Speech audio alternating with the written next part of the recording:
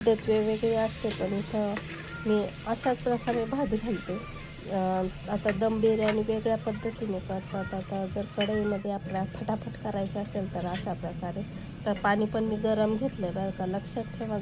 थंड पाणी नाही घालायचं, गरम पाणी घालायचं, जेणेकरून भात असा मुका मुका होईल.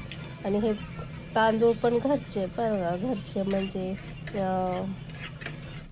कोणते काय म्हणतात त्या तांदळाचं नाव नाही मला माहिती, पण घरगुती तांदूळ आहे, जे की शेतातून काढून आपण भरडून घेतो ते तांदूळ आहेत. तर आता इकडं सगळं ओके झालंय, सगळं आता व्यवस्थित झाकण ठेवायचे आणि 10 ते 15 मिनटं कमी गॅसवरती भात शिजू द्यायचा आहे, फुल गॅसवरती नाही ठेवायचा.